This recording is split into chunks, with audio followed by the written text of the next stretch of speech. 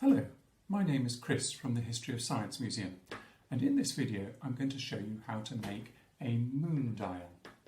If you're a keen moon watcher, this dial will help you to keep a track of the phases and also help you to find out whereabouts in the sky to find it at any time of night. Hopefully you will have seen the accompanying resources online, and perhaps you will have had a chance to look at the slides showing moon-related objects from the museum's collection.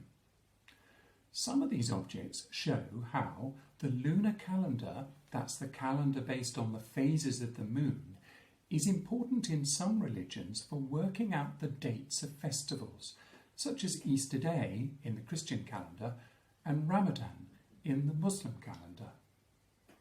So, to make your dial, you will first of all need to print out the two sheets, sheet A, which has the moon phase dial on it, and sheet B, which has the envelope for the dial. Now, it's best to print these onto card if you can, but it doesn't matter too much if you've only got paper.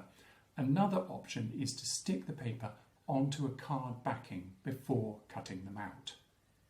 You'll also need a paper fastener and a pair of scissors, a glue stick, and if you have one, a hole punch and a hammer. You may also want to print out the instructions for how to use your moon dial at the same time. So, the first thing to do is to cut out the patterns from the sheets that you printed out. That is, the dial itself and the dial envelope. To get the best results, go carefully with the cutting out and don't forget to leave the tabs, as you'll need these to stick the envelope together. Once you've got these two things cut out, then you'll need to cut out the time window on the envelope, which is the diamond shape just below the word time on the front of the envelope. You might find it easiest to do this using a modelling knife if you can get an adult to help you. Otherwise, if you go carefully with a pair of scissors and just poke a hole through the middle, and then you can then very carefully snip around that shape. And finally, you'll also need to create a small hole for the paper fastener in the middle of the envelope where the pink dot is, and also in the middle of the dial where the letter C is. And now you should be ready to assemble the moon dial.